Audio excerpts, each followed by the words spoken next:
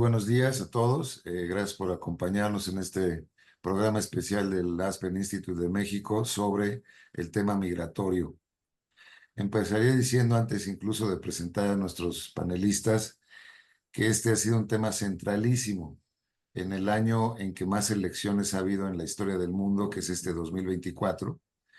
Y como han podido ver todos ustedes, tanto en Francia, que acaba de tener su segunda vuelta, Reino Unido, que acaba de tener la renovación del Parlamento y cambio de primer ministro, Países Bajos, donde se dio también un giro a la derecha precisamente por el tema migratorio. No podríamos dejar de mencionar a Italia también, donde la señora Meloni gana bastante fácil la elección con el tema precisamente también migratorio.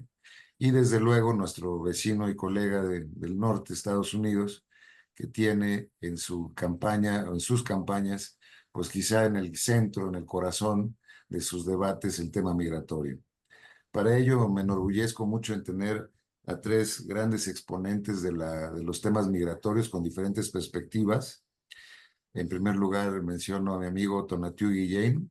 Él es miembro del programa de Desarrollo Económico de la UNAM y fue comisionado del Instituto Mexicano de Migración. Tonatiuh, muy bienvenido y gracias por estar con nosotros. Muchas gracias, un gusto enorme. Un abrazo hasta Tijuana. Mi amigo Andrew Seeley, de muchos años, de muchas batallas. Él es presidente del Instituto de Políticas Migratorias en Washington y profesor de la Universidad de Georgetown, un gran conocedor de la política migratoria en general y en especial de los Estados Unidos. Gracias, Andrew, por estar con nosotros. Embajador, un gran gusto estar contigo. Y last but not least, Jeremy McGillivray, quien es el jefe de misión adjunto de la Organización Internacional de las Migraciones en México, quien afortunadamente nos lo puso en suerte Dana Graver, la directora residente en México, y te damos la bienvenida. Jeremy, muchas gracias por estar con nosotros también. Muchas gracias, Enrique. Un gusto. Bueno, quisiera empezar precisamente con Jeremy, porque dentro de esta como puesta en escena que traté de hacer en las diferentes elecciones en el mundo, pues estamos observando que la migración es un fenómeno absolutamente global. No mencioné algunos otros que tienen una polémica muy fuerte con el tema migratorio, como Australia, por ejemplo, ¿verdad? Es un país que está teniendo una, digamos, presión migratoria importante en su región del mundo. Pero ¿por qué no nos das una visión a vuelo de pájaro, Jeremy, tú que tienes la obligación de ver este fenómeno a nivel absolutamente planetario? ¿Cómo se están dando los flujos mundiales y si hay algo nuevo que podamos detectar como tendencias? Muchas gracias, Enrique. Y sí, creo que es bueno que empecemos así con una visión un poco más holística, lo que estamos viendo a nivel global para ir bajando a la región, a México, a Estados Unidos. A nivel global estimamos, estos son datos del 2020, se estima que hay más de 280 millones de migrantes internacionales en el mundo, estadísticas de Naciones Unidas. Y luego a esto le sumamos lo que son migrantes internos, personas que no han cruzado una frontera internacional, pero que ya no están en su lugar de origen, en su lugar de residencia habitual. Pues le sumas otros 700, 800 millones de personas. Entonces, estamos hablando de más de 1.000 millones de personas en el mundo que son migrantes. Esto es 1 de cada 8 personas en el mundo es una persona migrante. Creo que el fenómeno es mayúsculo y creo que va en aumento. O sea, lo estamos viendo en la región, en las Américas. Antes había una clara separación entre el hemisferio norte y el hemisferio sur. No habían cruces en el llamado tapón del Darién, la selva del Darién, este espacio entre Colombia y Panamá. Es pues un lugar inhóspito, no hay carreteras, se usa para el tráfico de drogas, de armas.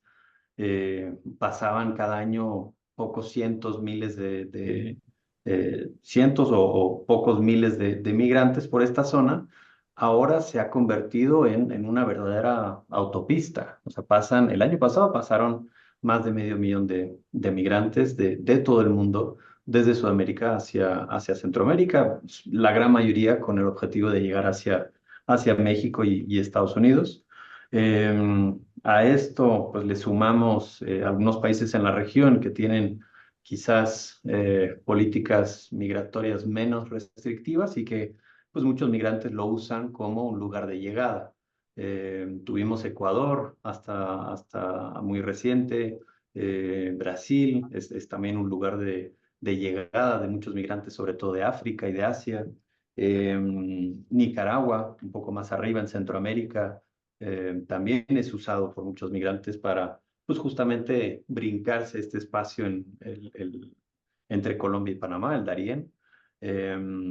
Entonces, eso mezclado con cada vez un mayor número de personas y de perfiles en movimiento por el mundo. En México, el año pasado, el Instituto Nacional de Migración identificó a más de 150 nacionalidades de migrantes en situación irregular en México. O sea, es más de 3/4 partes de las naciones del mundo que han llegado a México, su gran mayoría para llegar a Estados Unidos. Y nuevamente, hablando de cifras, y creo que es importante hablar de las cifras porque te va dando una magnitud, una comprensión de la magnitud del fenómeno. México también está enfrentando pues una alza muy considerable de personas llegando a la frontera sur, instalándose en México, buscando llegar a la frontera norte. El año pasado fueron cerca de 800,000 migrantes en situación irregular identificados por el Instituto Nacional de Migración. Y, y un dato bastante, no aterrador, pero o sea, creo que nos muestra que vamos hacia aún más, es que ya el INAMI, sus estadísticas para estos primeros 5 meses, de enero a mayo, ya indican que estamos cerca de las 600,000 personas.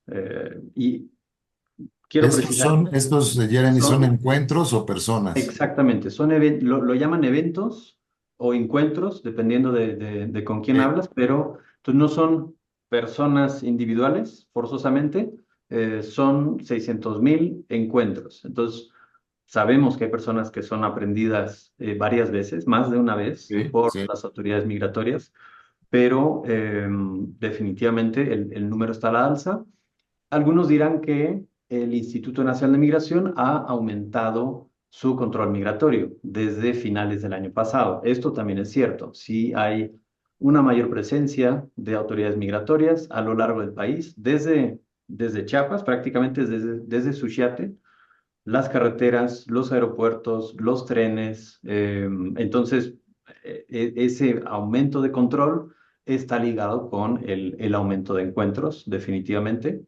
Em, y ya llegando hasta el final, pues lo que es Estados Unidos, frontera sur, ahí también estamos viendo pues cifras récord que han bajado levemente en los últimos meses. Han habido algunos anuncios de parte de la administración Biden el aumento de la posibilidad de retornos hacia ya sea México o país de origen en determinados momentos, cuando los flujos migratorios sobrepasan cierto número, entra esta nueva disposición y hemos visto que esto pues, ha tenido un impacto en la decisión de la gente de cruzar de manera irregular. Entonces, lo que vemos es que México se está convirtiendo en un espacio de espera, de alguna manera. Siguen entrando por la frontera sur, pero los cruces hacia Estados Unidos están disminuyendo levemente. Entonces, lo que estimamos es que pues, la gente está esperando en México a ver qué pasa, sabiendo también que hay elecciones pronto en Estados Unidos y eso siempre Dos, tiene un impacto en las decisiones de la gente. dos preguntas rápidas para pasar la palabra a nuestros compañeros. Las cifras que ustedes manejan a nivel global no tienen precedentes, es decir, son las más altas que se han registrado. Primera pregunta. Y luego, en el caso mexicano, si también no tienen precedentes, si son las más altas que tengan ustedes registradas. Sí, en ambos casos la ¿Sí? respuesta es sí. Números a la alza, perfiles cada vez más variados, nacionalidades cada vez más variadas y creo que las causas también también es cada vez más multicausal el por qué se está moviendo la gente. Claro. Razones económicas, el medio ambiente, conflictos sociales, pero sí, un escenario sumamente complejo. De acuerdo. Me gustaría ver con Tonatiu la parte mexicana propiamente, si ves algunas, digo, no solamente refrendar lo que nos dice Jeremy en cuanto a las cifras, que quizá tú tengas las mismas, de crecimiento continuo de la migración que atraviesa o que es mexicana. En tu artículo de ayer señalabas que el caso mexicano abona como al 30% de toda la migración que va a Estados Unidos, ¿no es cierto? Es correcto. ¿Y ves tú algunas tendencias distintas o esto, la parte multicausal?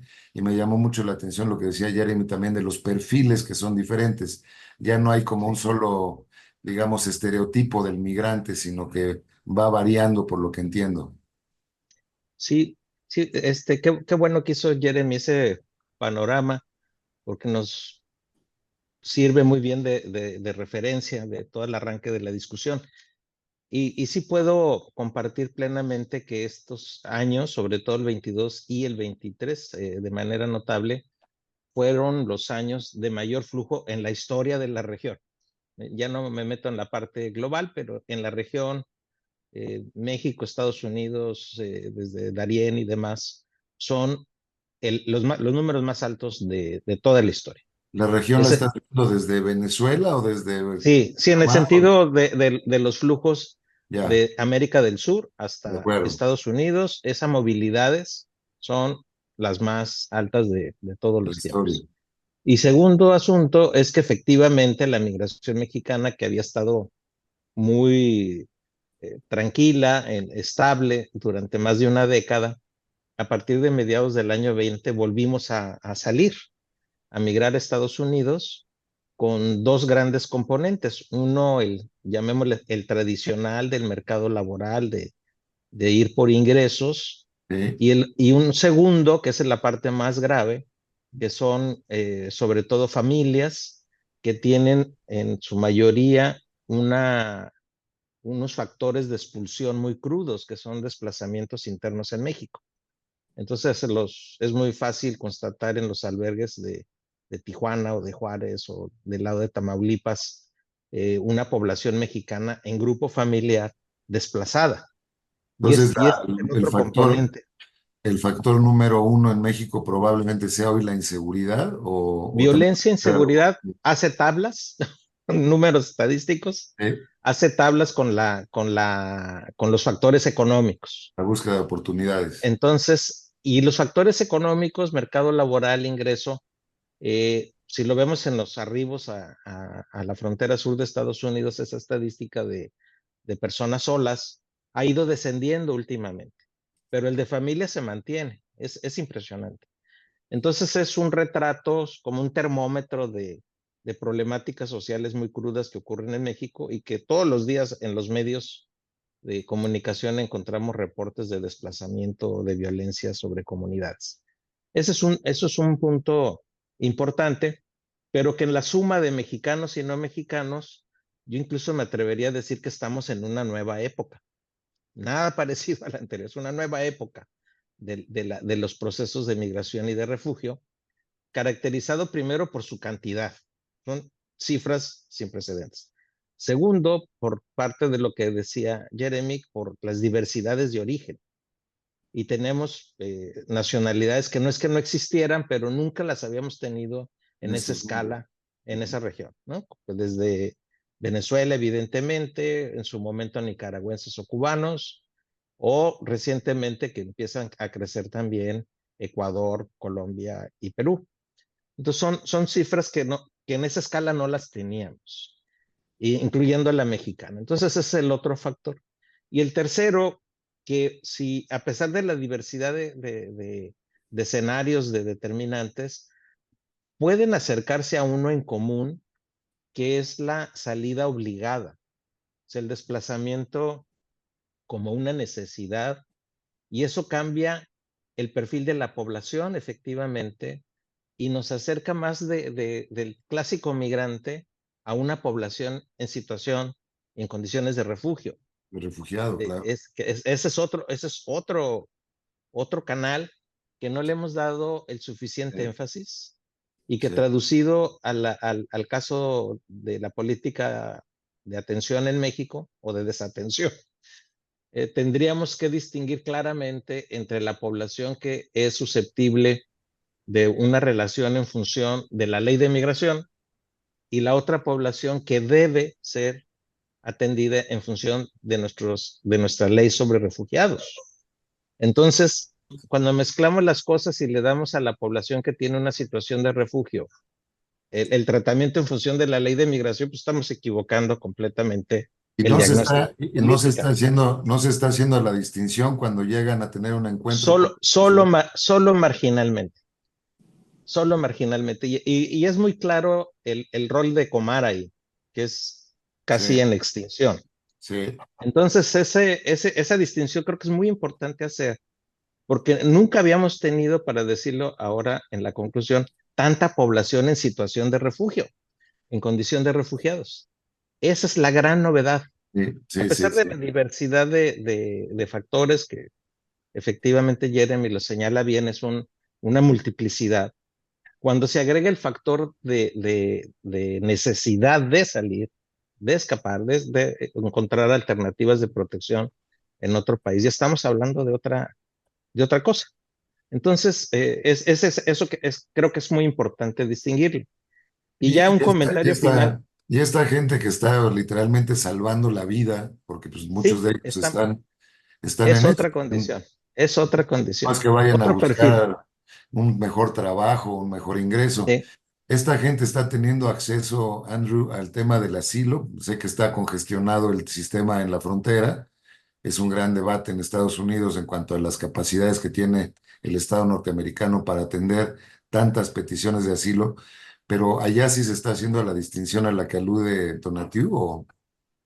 No, no tanto. A mí lo que está pasando a final de cuentas es que el sistema de asilo, como en muchas partes, lo mismo pasa en Europa, está tan saturado que a final de cuentas no se toma decisiones por años, ¿no? Y eso quiere decir que las personas que merecen asilo no lo recibe. Alguien que está en peligro de su vida, de ser regresado a su país, puede durar 3, 4, 5 años sin tener una decisión en su caso. Y otra gente que a lo mejor no califica para el asilo también se queda 3, 4, 5 años y cuando ya se toma la decisión negativa tampoco va a ser retornado realistamente, ¿no? Entonces, el sistema de asilo en México sigue siendo, con todos sus problemas, con toda la saturación, pero sigue siendo de los más efectivos, ¿no? Y mucho respeto a Comar por su trabajo en esto, pero en Estados Unidos se ha vuelto factor de atracción, por un lado, de migrantes y poco efectivo para protección, ¿no? Pero yo quería, si puedo ampliar otra vez el horizonte un poco. Y ahora le devuelvo la palabra a Tonatiuh, que se la arrebaté de manera muy violenta. Adelante. Pero termina si quieres. No, Andrew. Termina, a ver, sí, por favor. ¿Querías ampliar la No, discusión? yo iba en otro sentido, Tonatiuh, Sí, entonces termina, adelante. tú. No, solo quería agregar un comentario a los datos del INM en México, que no sé qué tan conocido y registrado lo tengan, pero efectivamente el número de detenciones ha crecido de manera espectacular, pero ha reducido casi a cero las devoluciones o las repatriaciones. Entonces no se regresa a nadie, para ponerlo en esas palabras. Entonces esas personas detenidas o presentadas están en México, permanecen en México y vuelven a hacer el circuito. Y la estrategia del INM ahorita, yo le llamo un modelo de contención circular interna. Se detienen a las personas en el norte y las mueven a Chiapas o a Tabasco o a Ciudad de México o por ahí. Pero la meta es bajar a todas las personas, de alejarlas de la frontera de Estados Unidos, y lo están haciendo en gran escala. Entonces ese escenario pues nos conduce a la pregunta sobre las estadísticas mismas. Es difícil manejar las estadísticas del INM en esas condiciones, porque pueden ser un circuito, pues de entrada bastante perverso, pero es el que está haciendo que los números en la frontera sur se reduzcan notablemente. Pero es un complemento del planteamiento sobre las cifras, que por lo mismo hay necesidad de revisarlas de otra manera y con otros indicadores Además, complementarios. no es sustentable, simplemente está en un ejercicio de rotación de Veracruz, te vas a Puebla y de Puebla a Guadalajara y está muy extraño. A ver, Andrew, entra al ataque. Es como el viejo ratón loco, si se acuerda del ratón loco en las elecciones, Ratón ¿no? loco, sí, claro, claro, claro. Sigues, ¿no? Por Sí, aquí sí, y sí, luego sí, por como, allá y como, por como allí. cable de teléfono, ¿no? Eso, y nunca llegas, ¿no? Así Entonces, es. sí. Ha resultado algo efectivo en minimizar las llegadas a la frontera de Estados Unidos, pero sí no es una solución y obviamente pone en peligro a los mismos migrantes, ¿no? Lo más que están expuestos al viaje, ¿no? Entonces, yo creo que es más sano, de hecho, la deportación de alguna forma, que es claro, con oportunidad de Con pedir esto, asilo eh, que circular, pero bueno, con es lo esto que que, hay, ¿no? Es lo con que esto que estamos. señala Tonatiuh, Andrew, y lo que empezaba diciendo Jeremy también, el Remain in Mexico que empezó con Trump, de hecho, ha continuado.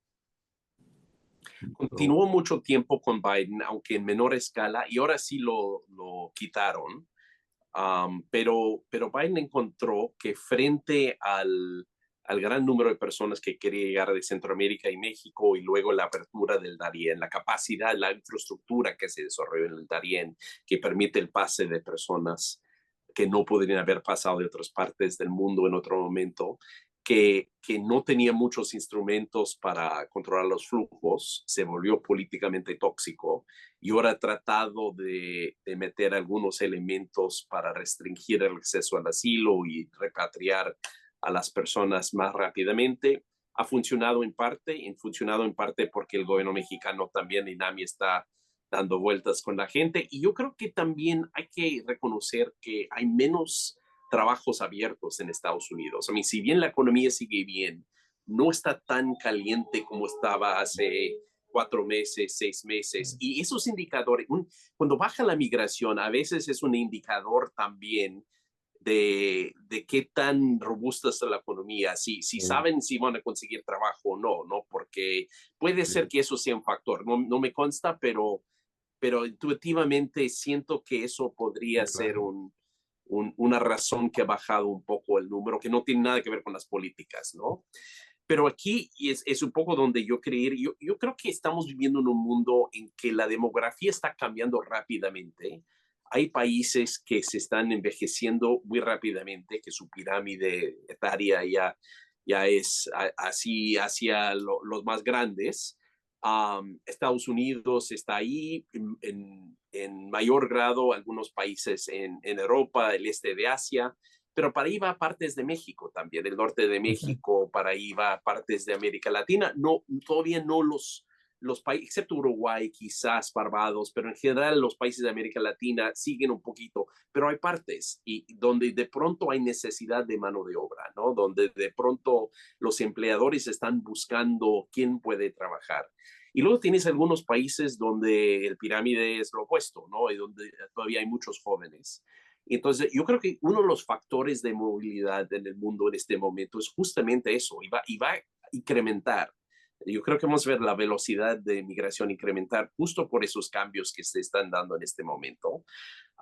Segundo, como hablaba Tonatiuh y también Jeremy, vivimos un mundo de conflictos, eso no se ha quitado, a lo mejor agravado ahora que otra vez hay competencia entre potencias y se meten la mano un poco en los conflictos también. Cada conflicto local se vuelve un conflicto geopolítico otra vez. Había un periodo muy corto en la historia humana, medio unipolar, un poco más de instituciones internacionales, pero ya estamos otra vez en la selva, ¿no? Donde ahí tú eres el experto en la diplomacia, pero a mí no es la selva completa, pero ya no soñamos como un orden liberal consensado como soñábamos hace 15 años, ¿no?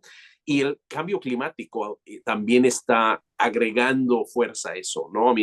No es que hay millones de personas que se van porque no hay lluvia, pero agrava las condiciones de pobreza y de conflicto en muchas zonas y es un factor que coadyuva, ¿no? De forma importante. Y agrega eso, entonces estamos en un mundo que necesitamos la movilidad, necesitamos que la gente, que hay oportunidades, no solamente por los que se quieren ir, pero también en los países donde llegan. Hay necesidad de mano de obra, hay necesidad de personas que pueden pagar también los impuestos para los servicios públicos y las pensiones, donde no hay canales para eso, donde hay buenas razones también para ir para mucha gente. Y además, donde esto se ha vuelto una herramienta fundamental, ¿no? Entonces, de pronto, alguien que vive en Camerún, que a lo mejor antes soñaba con ir a Nigeria, puede soñar con ir a Italia, porque escucha que su primo que llegó hace 2 semanas consiguió trabajo. Pero además resulta que su vecino llegó por el Darién en los Estados Unidos. Entonces, de pronto puede empezar a ver cómo llegó a Estados Unidos, ¿no? Y esto da movilidad y cierta agencia a las personas que quieren migrar, ¿no? Y eso cambia simplemente, no solamente la movilidad está incrementando La por el cambio dinámica. demográfico y conflicto, pero también las posibilidades de la gente de soñar en diferentes posibilidades y cambiar rutas de pronto, ¿no? Se cierra un poco el Mediterráneo, se van por el Darién, se cierra el este del Mediterráneo, se van por el oeste del Mediterráneo. Entonces, esto está yendo muy rápido y si no pensamos en cómo conectar esto con vías legales para que la gente se pueda, vías regulares, vamos a ver mucho caos, ¿no? Que es lo que estamos viendo en la frontera de Estados Unidos, en México, en el Mediterráneo. Y aquí la ironía, voy a terminar con Meloni, ya que hablaste de Italia. Meloni acaba de aprobar, el Parlamento de Italia, una ley sobre movilidad laboral bastante generosa, bastante amplia, porque Italia tiene una de las tasas de natalidad Baja, sí. más bajas en el mundo, ¿no? Entonces necesitan trabajadores y al mismo tiempo es un gobierno completamente apuesto a la migración irregular. Aquí vivimos en esta contradicción. Nadie quiere la migración irregular y genera anticuerpos en las sociedades receptoras y pone en peligro a los migrantes, pero los países de destino también necesitan los que están llegando. Entonces, ¿cómo hacemos cuadrar esa ecuación? Es el gran reto del futuro. Y si no lo logramos, entonces vemos los populismos de derecha e izquierda que van a empezar a meterse en el hueco y la frustración de la gente. Los políticos más amables, diría yo, que podemos encontrar en el mundo, hablan de atender las raíces del problema, ¿no? ¿Verdad? O sea, no hablan tanto del famoso law enforcement, sino de atacar las raíces del problema. Ustedes desde la OIM ven que es una estrategia, se sabe que es de mediano y largo plazo, pero es algo que se debe atender, es algo, o cuáles serían las medidas realmente útiles para, vamos a decirlo así, para administrar el fenómeno, ¿no? Creo que no se resuelve. Mientras haya, además, creo que le faltó nada más a Andrew mencionar las diferencias de ingreso tan importantes que hay entre los países receptores y los países expulsores. O sea, además de todo esto, los conflictos, la geopolítica y todo lo demás, está que yo en un año trabajando en Estados Unidos gano lo que ganaría en 6 en México o algo así. Creo que es más o menos el porcentaje. ¿Cuáles serían es que me gustaría mucho entrar en la parte como más propositiva? Es decir, creo que el diagnóstico que ustedes acaban de hacer de manera espléndida, más o menos lo intuimos todos, que están pasando estas cosas. Pero ¿qué se puede hacer al respecto antes de que haya verdaderos choques de trenes entre países expulsores y países receptores? Que tú lo ponías muy bien ayer en tu artículo, Tonatiu, ¿no? ¿Cuáles son las medidas que están visualizando a nivel global, Jeremy, para administrar o canalizar de mejor manera este fenómeno? Mira, yo creo que, o sea, tal vez volviendo al punto que hacía Andrew, y tú también mencionabas ahorita esta diferencia entre las economías del mundo. Y digo, México creo que tiene un reto particular porque, o sea, es vecino de pues este monstruo económico, sea cierto o no. O sea, hay mucho, o sea, los migrantes se mueven mucho por el imaginario, por lo consiguió mi primo, lo consiguió mi hermano y por qué no yo. Pero es cierto que estamos viendo ahí un cambio algo que no habíamos visto nunca. Digo, la OIM lleva 20 años en México y no habíamos visto esto todavía, y es que hay gente, migrantes irregulares, que cruzan hacia Estados Unidos, están 3 meses, 6 meses y deciden regresar a México.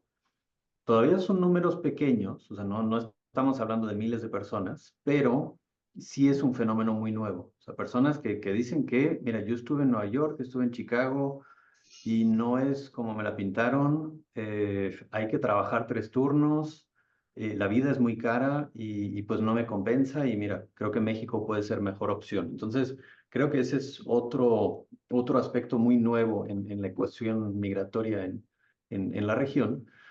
Y luego hablando de, o sea, cuáles son las respuestas. Digo, se habla mucho de, como dices tú, causas de raíz. Em, Definitivamente hay que atenderlas, hay que contribuir a los países de origen a mejorar las economías, mejorar las instituciones, pero esto es un esfuerzo de largo plazo. Ujú. Digo, el gobierno de López Obrador ha invertido en varios programas sociales en Centroamérica, en Guatemala, Honduras, eh, y alguna vez nos han preguntado, bueno, ¿y qué impacto está teniendo esto? Y creo que es pronto para poder decir, o sea, está teniendo impacto positivo, negativo, está reduciendo la migración. Esto se va a ver en generaciones, o sea, van a pasar 10, 20, 30 años antes de que podamos decir, mira, los programas que se implementaron en el 2020, 22, 23, están teniendo repercusión en los flujos migratorios. Pero esto no significa que no haya que impulsarlo. O sea, sí, hay que enfocarse en las causas de raíz, pero tiene que ir de la mano con soluciones más inmediatas. Eh, Ahí vemos, y lo mencionaba Andrew, el tema de las vías legales. Creo que esto es clave porque al final es un ganar-ganar. O sea, por donde lo veas, si ves al tema migratorio desde el punto de vista de seguridad, o sea, si dices, no, pues yo quiero saber quién entra al país, por qué, a dónde va, cuánto tiempo va a estar, las vías regulares te ofrecen esa posibilidad a ti como Estado, decir, ok, llevar un control de quién está entrando, a dónde va a trabajar, pueden ser programas circulares, la persona se regresa, vuelve al próximo año. Entonces es un ganar para pues, un Estado. Las empresas, digo, en México se habla de más de 1,5 millones de vacantes actualmente, en este momento. El sector privado está desesperado por mano de obra. Aquí también, o sea, es un ganar para el sector privado porque identifica perfiles que necesita. O sea, no es personas que han llegado de manera irregular, que están en México, que buscan algún trabajo. No, es un perfil identificado desde el país de origen, y que la empresa puede traer para pues, trabajar en ¿Es México. viable, es viable o se podría formar la pregunta para los tres, una política por la cual se pudiera conciliar la necesidad laboral con la oferta de mano de obra que viene de otros países? O sea, hay algún, no sé, en tu experiencia, Tonatiuh, en el instituto, por ejemplo, veías tú con la gente de la Secretaría del Trabajo, con el sector privado, o has visto a lo largo de tu trayectoria algo así de tratar de empatar, que faltan lo que sea, X albañiles allá en Tijuana, donde andas tú, que vengan más, o faltan, puede ser ya trabajos mucho más que requieren una mayor preparación. ¿Tú crees que es posible hacer una matriz de ese tipo a nivel laboral? Sí, sí es posible. De hecho, nos falta discutir y analizar y avanzar en la relación entre migración y desarrollo. No es una cuestión que se plantee solamente como migración o como refugio, sino junto con desarrollo.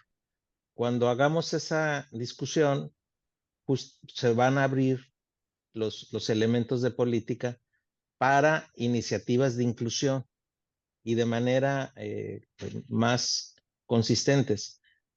Francamente, cuando intentamos esto, sí hubo mucho diálogo cuando me tocó a mí estar en el instituto, hubo mucho diálogo con la Secretaría del Trabajo o con otras secretarías federales, con gobiernos estatales, con empresarios, que sí requerían apoyo laboral que sí demandaban trabajos en el norte, en centro, el área del norte en maquiladoras, por ejemplo, encantados con el tema. El asunto es que la política de inclusión es así de pequeñita. O sea, tenemos muchas barreras normativas, Pero en no todos lados tenemos del una mundo, ¿no? estrategia y un horizonte para hacerlo. No estoy diciendo que lo hagamos de un día para otro todo, pero progresivamente podemos abrir. Hay el caso de una nacionalidad en particular que me parece que por default tendríamos que darle un trato especial, que son los haitianos. O sea, no hay manera de no comprender la situación de refugio de la población haitiana. No hay manera. Entonces, dentro de los principios de inclusión y de estrategias, debiéramos por lo menos tener la emisión de un estatus especial para la población haitiana y de estrategias, porque ya ha ocurrido de esta población haitiana, sobre todo en Tijuana, por ejemplo. Sí ha habido una experiencia muy positiva, pero la barrera central no es económica, es de la ausencia de una política explícita en esa dirección. Actualmente ACNUR tiene camino andado, eh, poco a poco, ya no es tan pequeño el esfuerzo de ACNUR, pero es una demostración empírica de que esto puede ocurrir y de manera muy positiva. Entonces, esa discusión y ese encuentro es absolutamente viable. Nos falta más voluntad política que dinero. Nos falta Sí. más el avanzar en cambiar normas y procedimientos que en crear los espacios. O sea, la migración también genera economía, ¿eh? Eso es un desarrollo económico en movimiento, para ponerlo en Aunque esas palabras. para un político actualmente, lo hemos visto en debates en todo el mundo, decir algo como lo que estás diciendo tú ahorita, Tonatiuh, es una especie de suicidio político. Ah, ya está abriendo las puertas no sé quién, Sí. ¿no? Bueno, Reino Unido creo que ya se está arrepintiendo un poco del Brexit, por ejemplo. No, ¿No? eso desde luego, sí. O Pero sea, requiere un terremoto político como el que acaban de tener en Londres para que precisamente se tomen cartas en el asunto. exacto, Porque exacto. están ahorita, tenían un sistema más o menos ordenado de flujos de rumanos y de polacos y tal, y ahora tienen un caos absoluto de pateros de todos lados, ¿no? Cruzando por Dover, ¿no? Déjame entrar en un tema que inevitablemente tenemos que tocar, que tiene que ver con las condiciones políticas en Estados Unidos, que es el gran receptor finalmente de la migración, pues eso, desde Caracas hasta Ciudad Juárez, ¿no?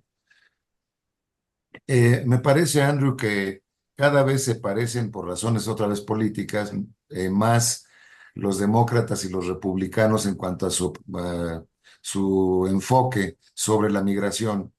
Es, digamos, de endurecer condiciones, hacer más difícil el tránsito y el ingreso hacia Estados Unidos. Se han intentado muchas cosas en los últimos 40 años, más muros, poner drones, más policía migratoria, etcétera. Eh, ¿Tiene alguna implicación distinta si llega Trump de nuevo a la Casa Blanca o si el demócrata que vaya a estar ahí gana la elección? Y no sabemos quién va a ser el candidato, pero sí, sea Biden o algún Es por otro. eso es por eso que lo Sí, decía, sí, sí, la muy señora Harris. delicadamente lo dijiste, Enrique. Sí, Mira, yo creo que sí, yo creo que son dos enfoques distintos.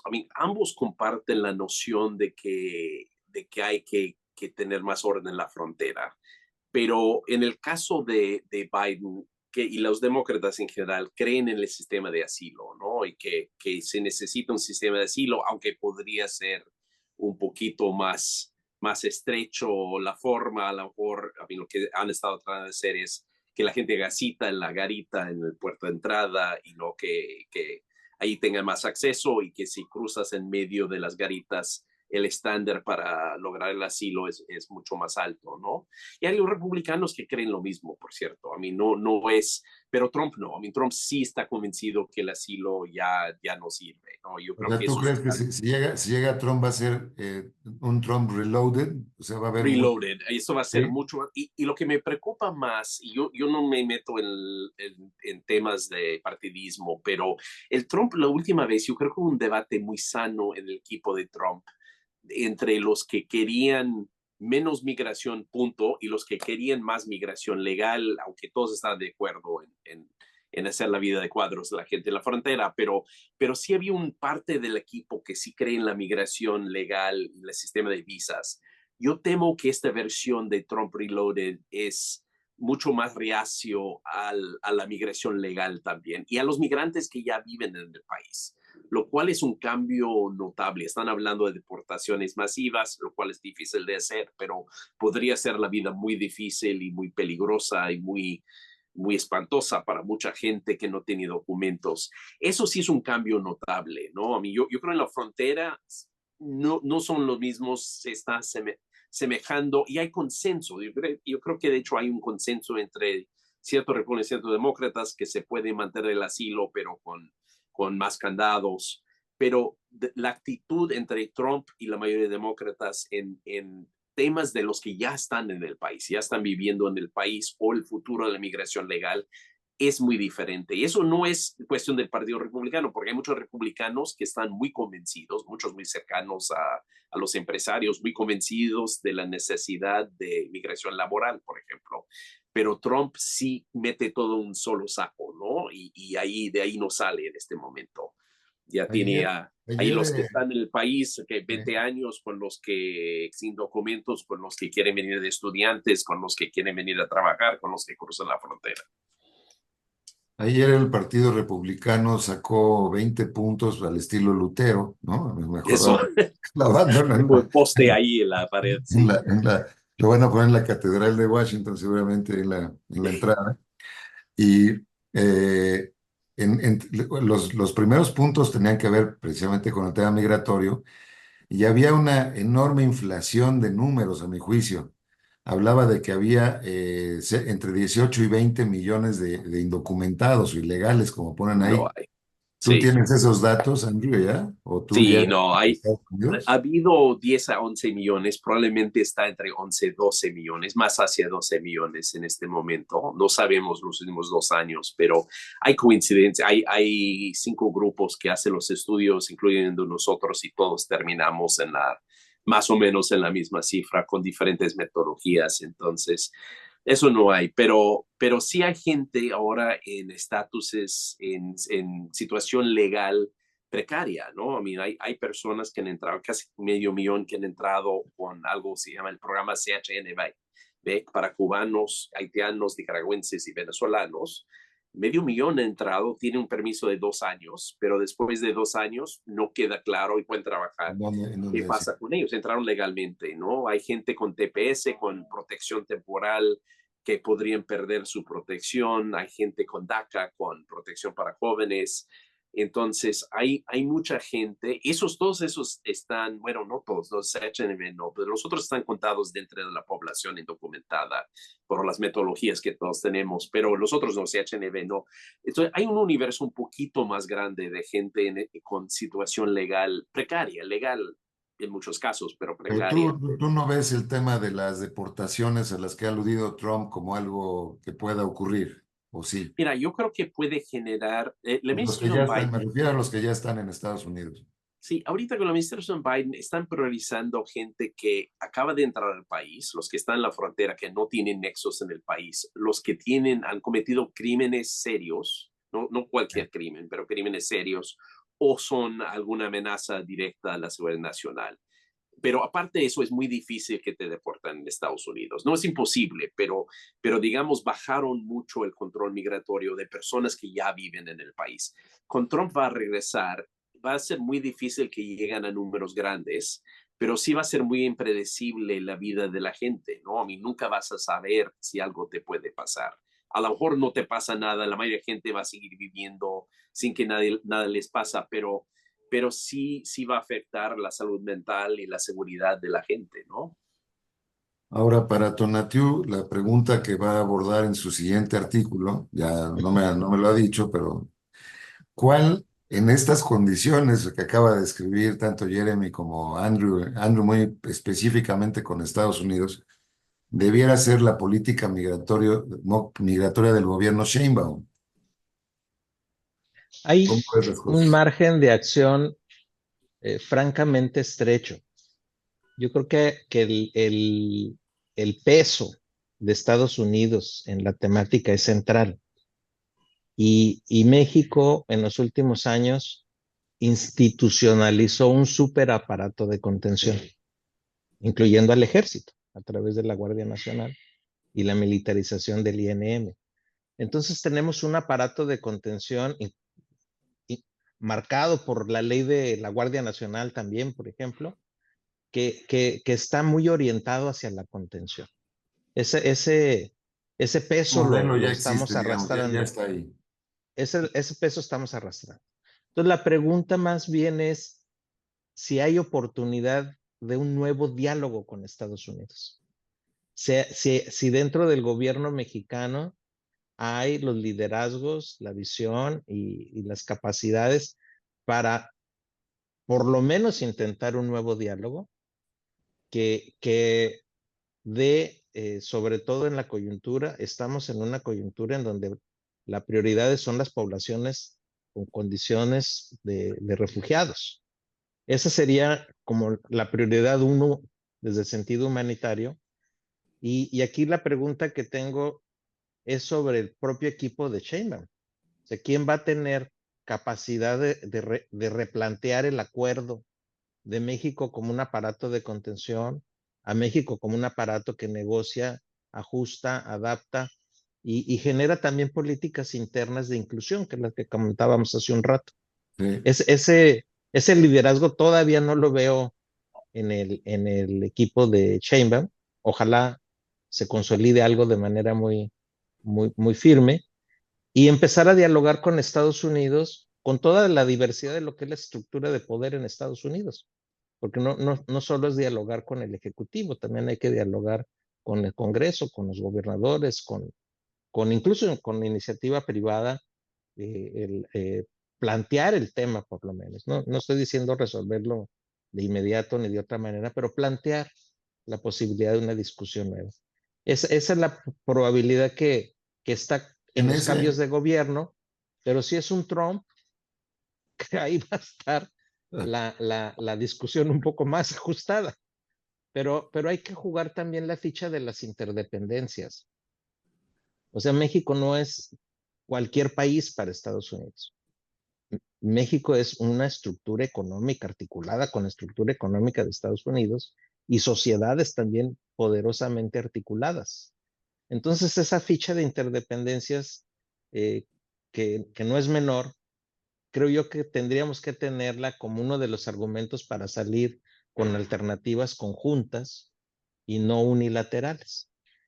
Pero el margen de acción es el que me pregunto ahorita si lo están visualizando el equipo de eh, Sheinbaum.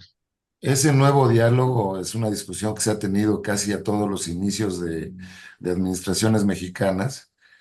Es si se ponen todos los ingredientes en la misma cazuela o no, ¿verdad? Porque también Estados Unidos va a tener algunas demandas adicionales a la migración ¿Sí? y México también.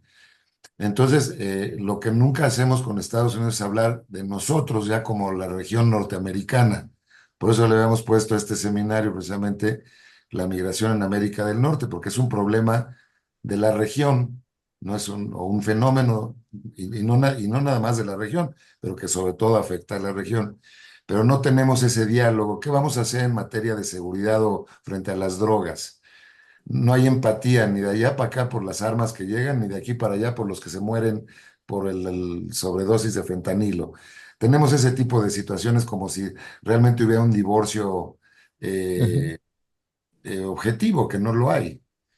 ¿Ustedes en la OIM ven algunas opciones en este tipo para cuáles serían, digamos, las prescripciones que daría la OIM a un gobierno Sheinbaum?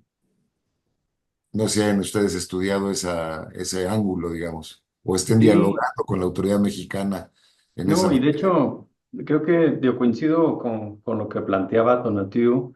Creo que lo que es positivo es que desde la campaña, el equipo de Claudia Sheinbaum nos buscó activamente. Digo, a nosotros, a ACNUR, a otras agencias de Naciones Unidas, a otros actores de sociedad civil en México, actores claves. Y entonces se ve que por lo menos el interés está ahí. O sea, saben que la migración es un tema que tienen que atender. Creo que no. Hablábamos al principio de, o sea, de Estados Unidos, Europa, cómo el fenómeno migratorio está altamente politizado. Creo que en México es diferente, todavía no tiene ese peso en la sociedad que tiene en otras sociedades, Estados Unidos, para ser claros. Pero creo que tienen claro desde el equipo de Claudia Sheinbaum, o sea, ella misma y su equipo, de que van a tener que atender el fenómeno migratorio. Un punto que salió varias veces en las conversaciones es esta estructura de coordinación del tema migratorio en el gobierno mexicano. Hasta hace unos años, pues había un claro liderazgo de parte de la Secretaría de Gobernación, con varios brazos, o sea, con el INAMI, con la Unidad de Política Migratoria, con la Comar, eh, y esto cambió en la actual administración, donde ya tenemos a la Cancillería a la cabeza de los temas migratorios de parte del gobierno de México, pues liderando los esfuerzos de las demás entidades, y se ha planteado pues el regresar al modelo anterior, coordinado por gobernación. La Cancillería tiene un rol pues claro en el fenómeno migratorio, pero quizás más hacia exterior, o sea, con nacionales en el exterior, en Estados Unidos sobre todo, la participación de México en pues, foros multinacionales y demás, pero pues hay un fenómeno muy interno de la migración donde pues INAMI tiene un rol clave que jugar, la Comar, la Unidad de Política Migratoria. Entonces creo que eso puede ser interesante. Algo que nos preocupa es pues otras voces que llaman por una, no sé si desaparición, pero por lo menos una reducción del rol de la Comar. Y creo que esto, pues no sería En buena idea. contrasentido a lo que decía Tonatiu, que es una cuestión de Exactamente. que no los hemos sabido ni siquiera clasificar, por llamarlo de alguna manera.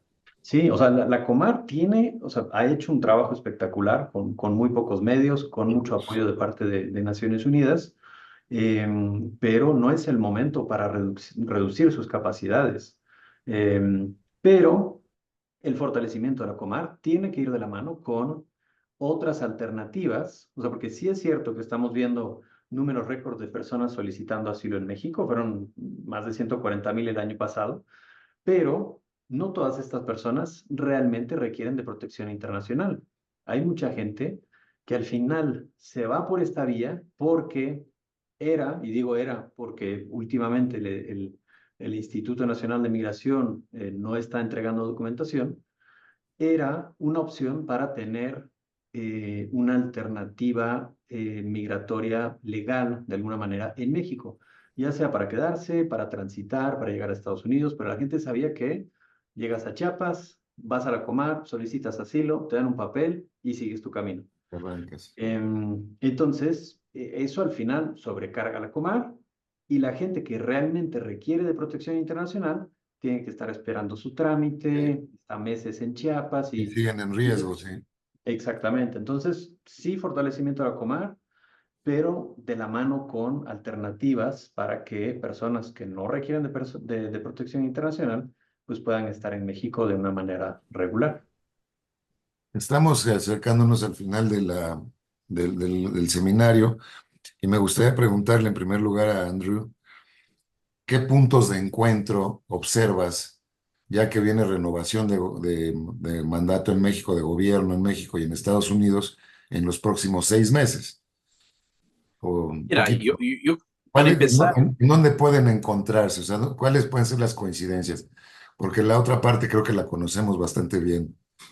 ¿no? Mira, yo creo que primero yo quería destacar, yo creo que es interesante que no empezamos hablando de migración como un tema de la frontera México-Estados Unidos solamente. Empezamos hablando de la En todo el integración en mundo. México, de las vías laborales, de las otras vías legales, del Comar, de otras cosas. Y yo creo que eso no habría pasado hace 2 o 3 años, ¿no? Yo creo que por primera vez en un debate mexicano, el tema migratorio no tiene que empezar con Estados Unidos. No puede ignorar Estados Unidos porque es un factor de atracción de migrantes y donde vive casi una décima parte de los mexicanos. Pero digamos, México está empezando a tener un debate suyo sobre migración. Es algo que Tonatiuh ha escrito en el pasado también, la importancia de eso. Y sacó el gobierno recién un modelo mexicano de movilidad humana que lideró Cancillería, documento al final de una gestión de un periodo de presidencia, pero al final de cuentas, primera vez como tratando de ser una política migratoria mexicana que no está solo en torno a Estados Unidos. Yo creo que nada más para remarcar eso, creo que es importante que el tema migratorio siempre tiene que ver con Estados Unidos en México, pero también tiene que ver con decisiones que toman los mexicanos frente a la ¿Y migración. eso ayuda a que haya mayor entendimiento entre Washington y la Ciudad de México? Yo creo que sí, porque a final de cuentas, cuando México tiene una idea de lo que quiere de la relación bilateral, siempre sale mucho mejor la negociación. Cuando México está respondiendo a presiones, inmigración, económico, seguridad, lo que sea el tema, Sí, es mucho menos una negociación bilateral que una imposición. Y eso se ha dado en momentos. Para otros momentos en la historia donde el gobierno mexicano o actores sí, sí, mexicanos fuera del gobierno han llegado con propuestas. Y ahí va algo que dijo Tonatiuh también, que es que somos dos países interdependientes. sí. Creo que eso va a ser más fácil si es Claudia Sheinbaum y Joe Biden o algún otro demócrata o algún otro republicano que no sea Trump.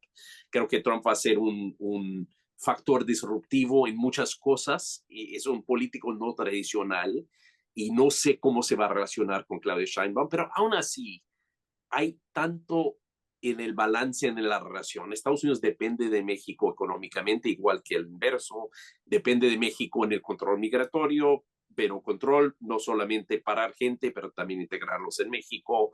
A mí hay temas, sin número de temas, y si no es Trump, yo creo que las posibilidades de un diálogo, de regresar a lo que tú decías hace rato, embajador, regresar a la noción no de tener como 5 o 6 vías completamente Separada. aisladas, pero sí un debate, esos son los intereses, pero ya vamos a diversificar los temas, no vamos a dejar contaminar un tema con el otro.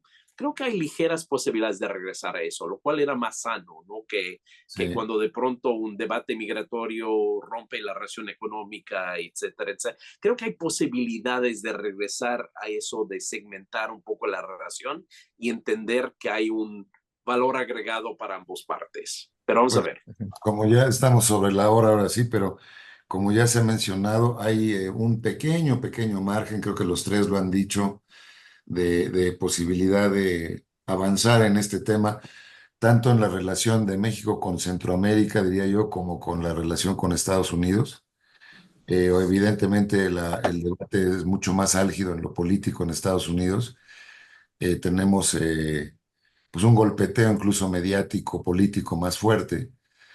Pero bueno, son los pequeños resquicios que ustedes han abierto el día de hoy para poder, me gusta mucho, creo que fue un acierto empezar de manera un poco holística, como decía Jeremy al medio principio, para ubicar realmente en la escena mundial lo que está pasando en México y en función de eso tomar las decisiones. Si nos quedáramos nada más con el platillo Estados Unidos, creo que no llegaríamos demasiado lejos. Tenemos que tener responsabilidades como lo que decía Tonatiuh de países como Haití, este tipo de situaciones. Pero bueno, lamentablemente como pasa en esto, el tiempo es finito. Yo sé que además Andrew se tiene que ir muy pronto. Y muchísimas gracias a los tres. Creo que ha sido, a mi juicio, una excelente puesta en escena de lo que es este fenómeno. Y si me permiten, pues igual seguimos comentando un poco más adelante, conforme se acerquen las convenciones en Chicago y en Wisconsin, ¿verdad? que va a ser interesante ver qué tipo de palizas o no palizas hay allá adentro, internas y externas. Eso para el siguiente debate, creo, sí. Exacto, de cara al siguiente debate, si es que se llega. Pero 1 millón de gracias a los tres, se los aprecio mucho y pues siempre tienen las puertas abiertas aquí con el Aspen Institute México. Muchas gracias a todos y gracias por aquellas personas que nos estuvieron siguiendo en este programa en directo. Muchas gracias.